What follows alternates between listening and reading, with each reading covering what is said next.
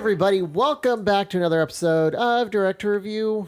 This is kind of a little Net Flindy thing we got going on here today, don't we? Got you, Trevor. Yeah.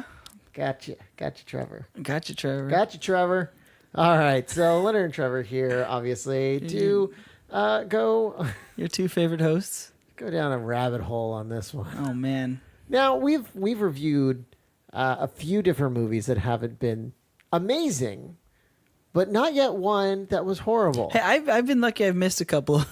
You have missed some of the worst. The worst that I saw was last week's, which was it's not even. I mean, I don't know if it was. I still don't know if it's bad or not. I have no clue. By the way, I contacted the creators of that film to try and get a poster because it's so memorable. Oh yeah, that poster is really awesome. The poster is really awesome, but the film Tokyo is just Tribe. Tokyo Tribe. It's just so memorable. Yeah, that's hopefully we'll hear back from them.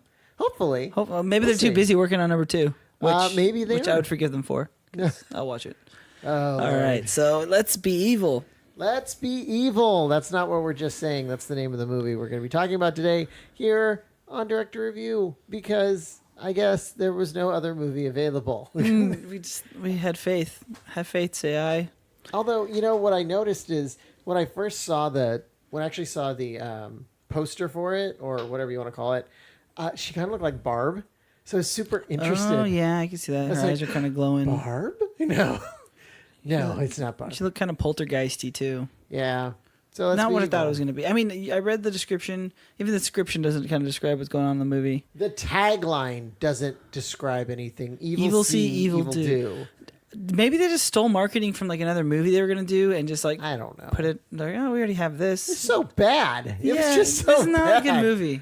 Would you go ahead and do the honors of explaining what the hell we watched? Let's Be Evil follows a character played by Elizabeth Morris, who also co-wrote it. She co-wrote it? Yeah, she was a co-writer. Oh, come She played Jenny, Elizabeth Morris. And so basically this story follows Jenny, who is a young woman, and she gets a new job, basically. Starts off in her apartment. She has money issues. Trying to pay her mom's medical bills. Yeah. She gets a call, and it's this like automated sounding kind of guy on the phone saying, "Welcome to your new job. We're glad to have you," kind of thing. And she goes off to this job, and the job ends up being a babysitting position or a camp counselor type thing for this. They're supposed to be kind of kindergarten teachers, preschool style. But all the kids are different ages. So there's like 10 kids and there's three young adults. They all have to wear these glasses because they're in a virtual reality.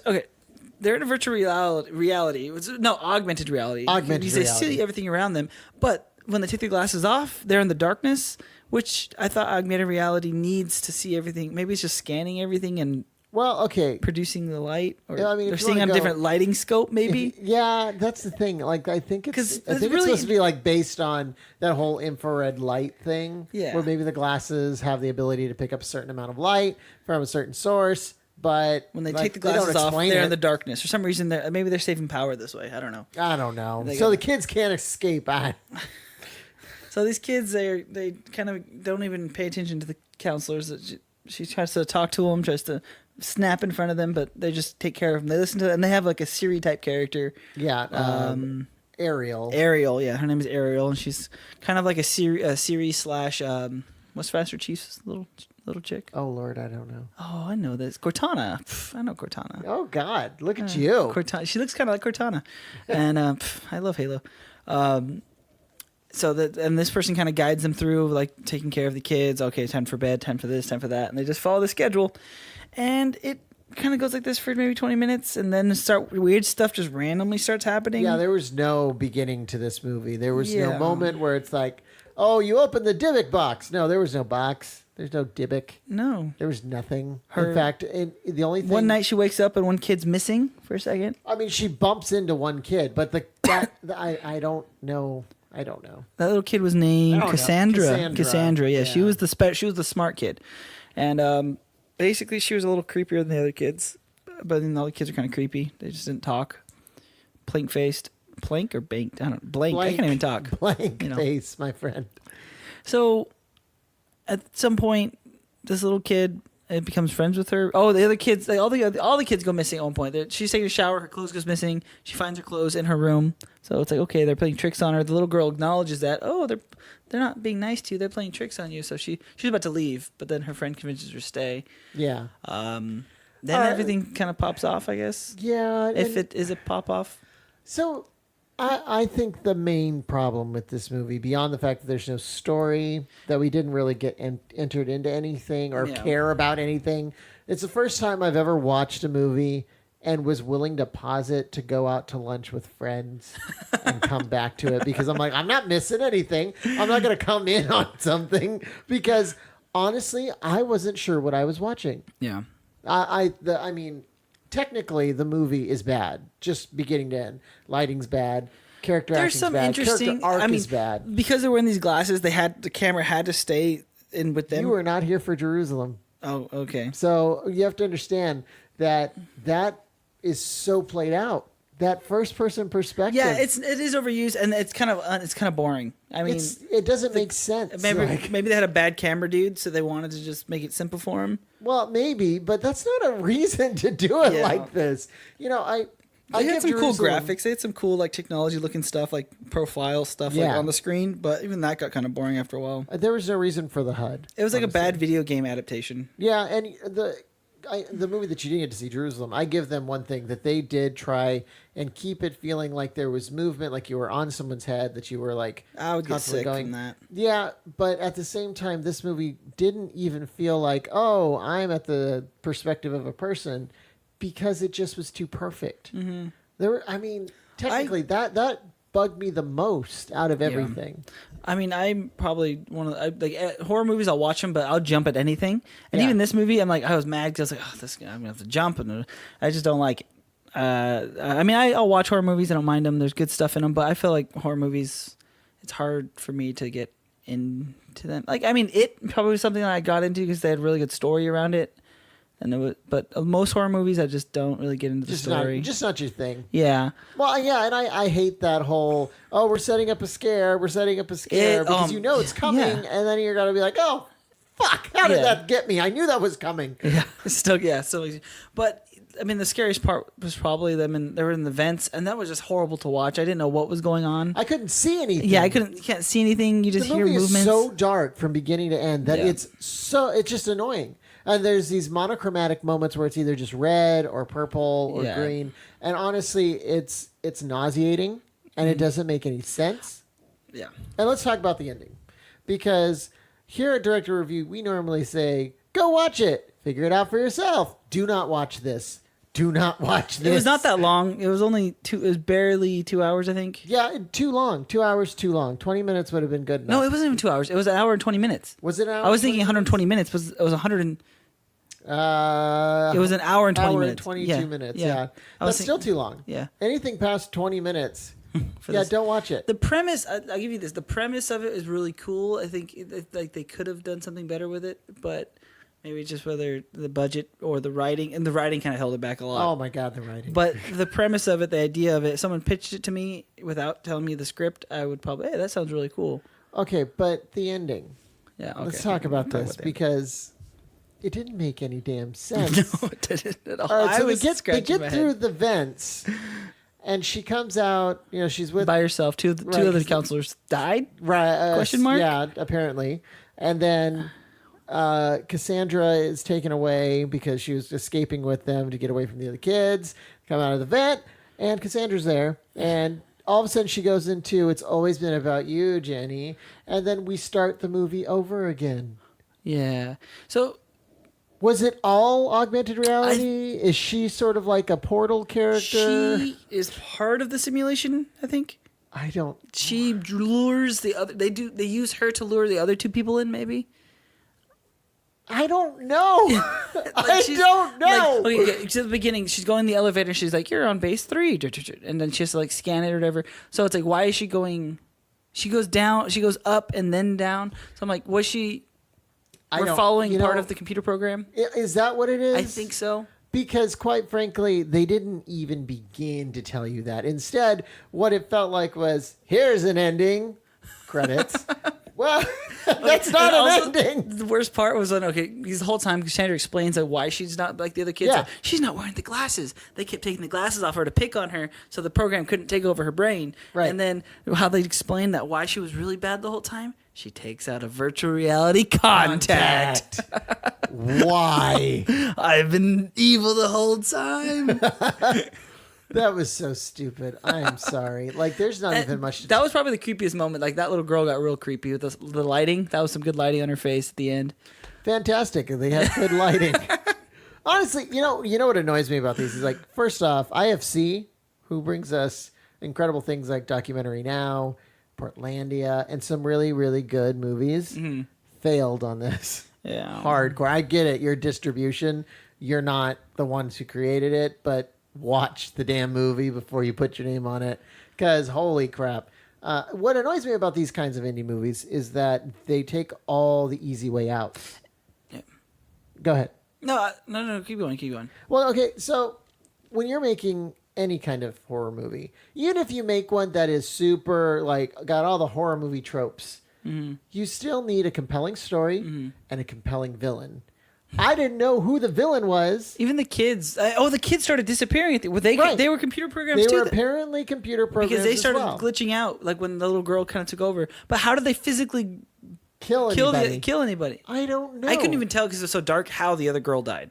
She just got cut or something. I saw like her neck get sliced. Yeah, and then but then she melted into the system too. Yeah. So what was that? And what was that black? There's this black fog that would like come up the wall. I don't know. I don't understand. So okay, I thought it was like a virus in the computer system. If Jenny was part of the computer system, then why did the computer system apologize to her? Yeah. Ariel said, "I'm sorry, Cassandra has been controlling me the whole time."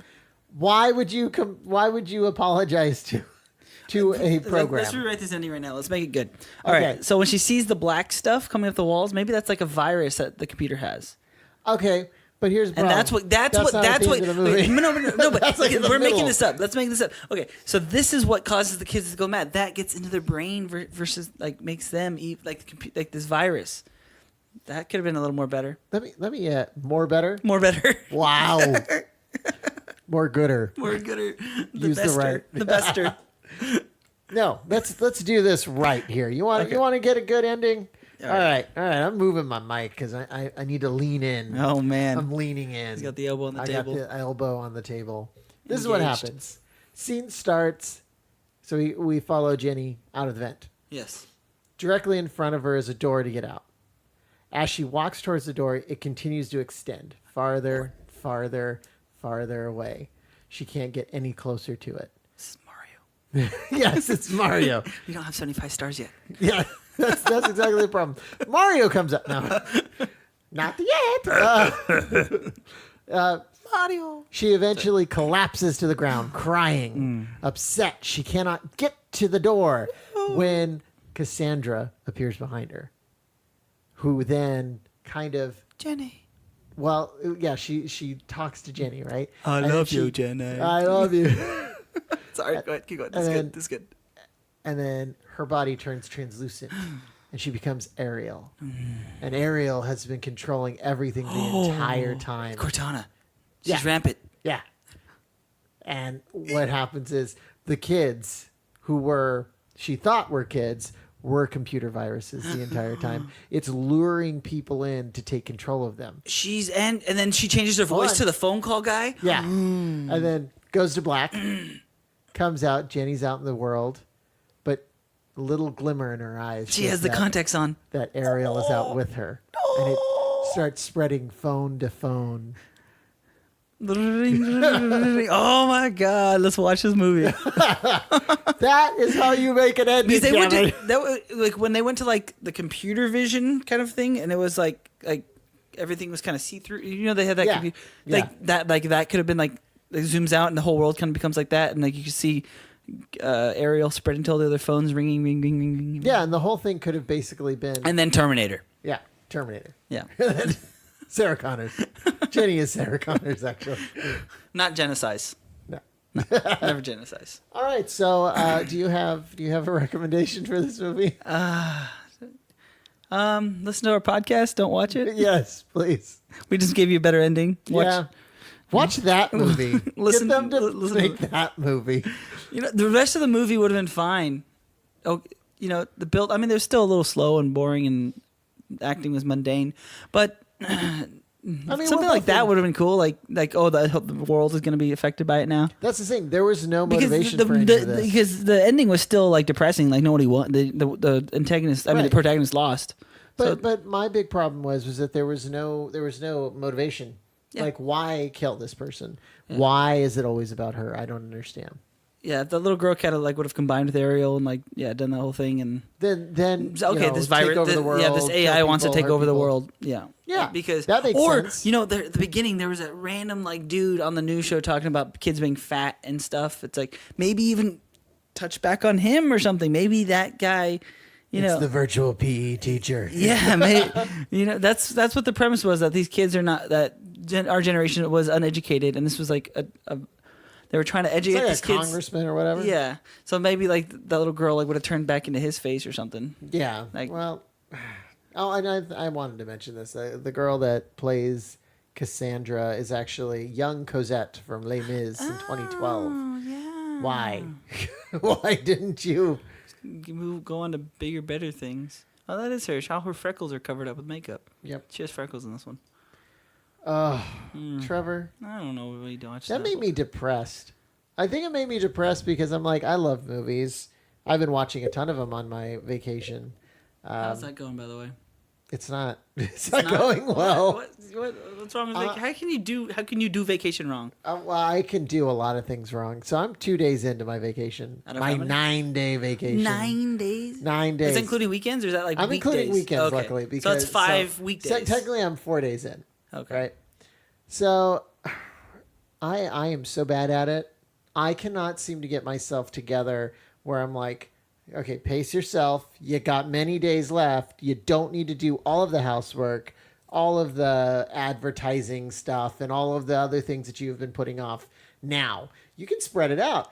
Play some video games, watch the movies that you want to watch. Then maybe you can come up with new stuff for the podcast. No, you know what I'm doing? Doing it all in one day. I'm waking up. I'm getting up at 8:30, and I'm just going through my entire day in 2 hours. I'm doing this wrong. There's an episode of Friends you need to watch where Joey shows Ross how to be unemployed. I mean, you're not unemployed, you're on vacation, but the same concept needs to apply. I'm just saying, I wouldn't be too upset if I was make a prank call. That's Tuesday. That's Tuesday. Dude, I am really bad at it. That's not necessarily a bad thing, right? It is when you're sitting. You're on vacation. You're on a staycation. I'm at home. Besides the upcoming trip we're going to be. Yeah, besides that, but most of it's going to be staycation. Right.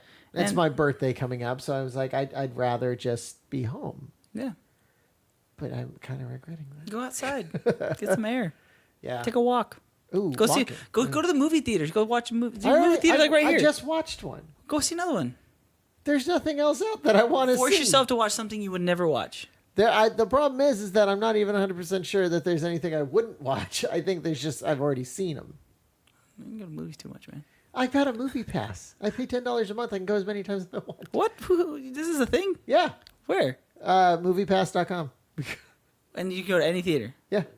Really? I wish we were sponsored by them. Yeah, that sounds amazing. Honestly. I went and saw Oriental Express for free. I went and saw Thor for free. It's just like... You know what I saw? Keep going. You know what I watched on Friday? Despicable Me 3. Why? I didn't know it was still in theaters. It was at the almost out of theaters theater. Oh, the dollar theater? The $4 theater. Oh, the $4 They went up in price, I know. That's the last movie I saw. I don't know what I even saw before that. Maybe I highly recommend going and seeing Murder on the Orient Express. I saw that movie. Looks great. I probably absolutely incredible. Won't see it until obviously it's on DVD or streaming. Come on now. So you have kids. But it's an incredible cast. I mean, heavy hitters throughout. When you have Johnny Depp, Dame Judi Dench, and freaking what's her name, Daisy Ridley. Yeah, you're like, what? She's pretty. She's very pretty. But more importantly, she's an incredible actress. Holy crap. And that movie, I mean, it's a remake from the 70s 70s version. And I was a big fan of the 70s version. I really loved it. But this one blows it out of the freaking water. It's incredible. You're hyping it up, man. I'm going to have to go watch it now. Highly recommend it. I don't think anybody could be disappointed at all with this. It's so good. So let's see. I'm going to pull up a little fact on it because... Oh, that's easy. Calm down. Good God. So we've got Kenneth Branagh, Michael Rose, Elliot Levy, David and Nin. I don't know him. I'm just reading names now. Well, he just played the priest, so I think you're okay. Okay, good. I was like, should I know you? But just right off the bat, I mean, we've got some great... Michelle Pfeiffer is in it. Like, come on. It's such a good movie. You need Leslie Odom. Leslie Odom. Is he related to Lamar Odom? I don't know who that is. He's a basketball player. Oh, okay. Well, that would be why I don't know who that is. Josh Gad. Josh Gad. So Matt Queen. When freaking Josh Gad comes on and he says something racist, I'm like, my friend next to me is like, Olaf is racist. Snowmen don't have races, though. Well, apparently he does. But yeah, take a look at that Orient movie. Express. All right. Yeah. You're gonna go see what's the superhero movie coming out? Justice League. Justice League. The whole thing that's based all entirely around my birthday. I'm basing my entire birthday around Justice League. Are you dressing up as Flash? I wish. I wish I was. Wonder I wish Woman, I could wear it all the time. I don't have the boobs. I mean, I got it. You got the size. You're almost there. Size, but I need a little more food in me to get there. But so okay, Trevor. Yeah. You know, we talk a lot about movies. We talk a lot about like the things that we like and the things we don't like. But have you ever had a really bad experience when you've gone to the movies? Gone to the movies. Like, I'm not very. There's only one movie I've ever wanted to walk out of, and I deleted it from my memory. It was a horror movie. It was a bad horror movie. And I just was like, "This is terrible," and I just sat. What about a bad experience? Like people, at the moviegoers, anything like the freaking theater burned down around you. Anything? No, I mean I've had a few talkers. That's it, really. You want to hear one of the worst? Okay. Lay it on me. All right, story time, people. I'm gonna move my mic again so I can lean in. I'm gonna lean in. He's engaged, folks. All right. So this was back. Probably 10 years ago. Holy crap. Maybe no. Maybe not that far. Maybe 10. It might be 10. Anyways, I was attempting to date a girl that was outside of my general driving area because I couldn't drive yet. Poor girl. Shut up. Say that to Celeste. Anyways, so we were talking online. Everything was great. We decided we're going to go see a movie. Well, she lived in Merced, that's quite a ways. Yeah. It was quite a ways away, especially for somebody who doesn't drive. So I decided to take an Amtrak. We're going to go see a movie. Oh, gosh. Is this committed? But here's the problem with taking an Amtrak. You can take an Amtrak only so far, and then it becomes a bus. Yeah. So I was like, okay, that's not a problem. I want to date this girl. So that's Tragic exactly love story. That's the thing. Like it was perfect. It was serendipitous actually, because the Amtrak bus dropped me off directly where we're going to go and watch a movie. It was perfect. It couldn't have been any better. So I get out of the bus, finally make it there, and waiting for her, have nothing to do, buy myself a hat. Nice, right? Yeah, that look good. So we go into this really tiny theater.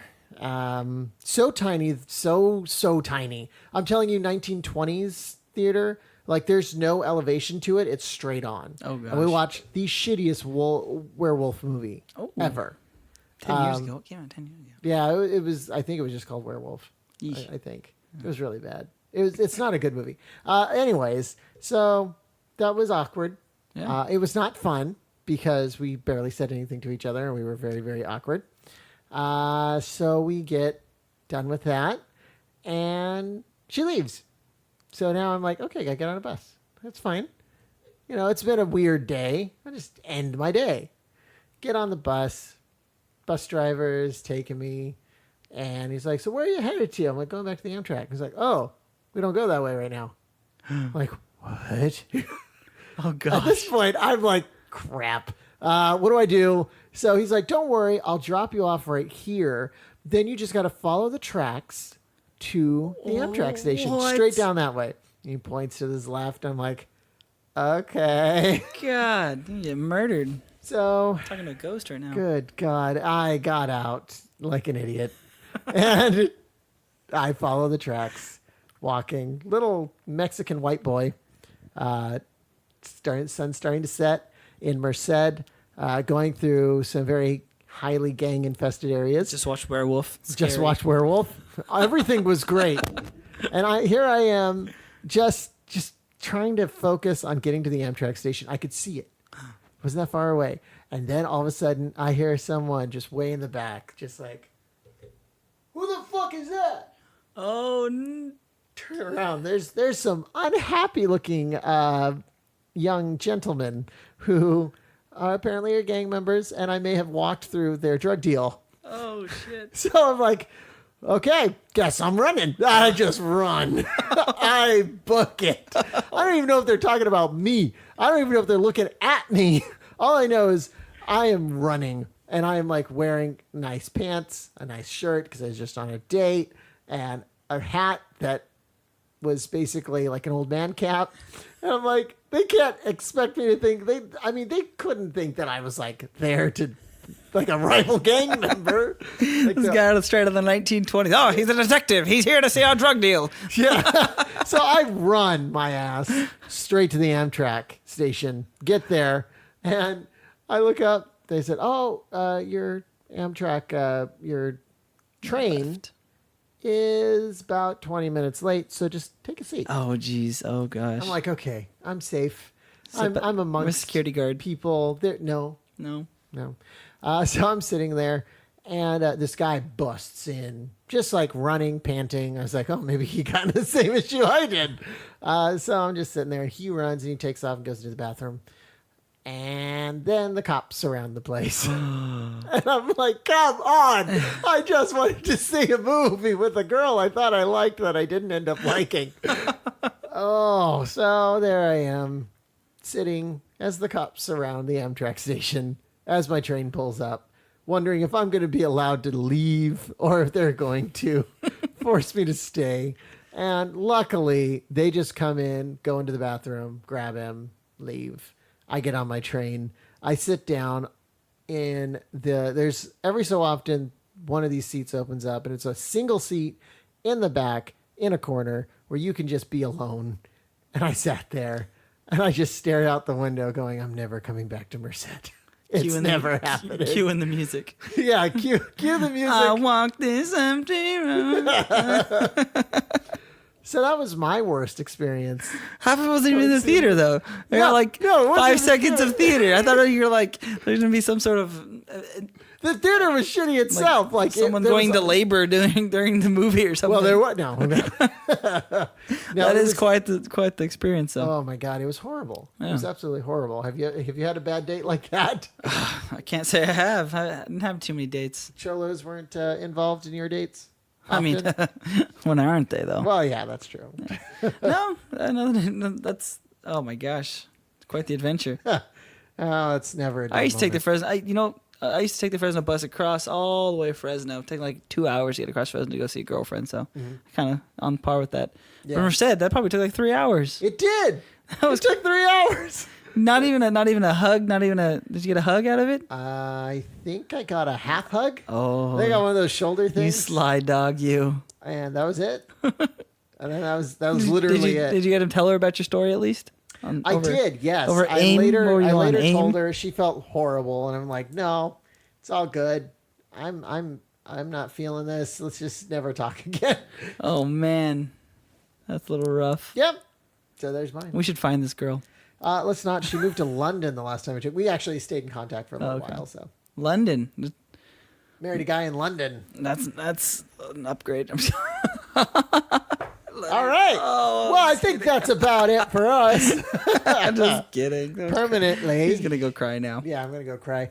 Anyway, so thank you for joining us for this very unusual episode of Net Flindy, because that was a horrible movie.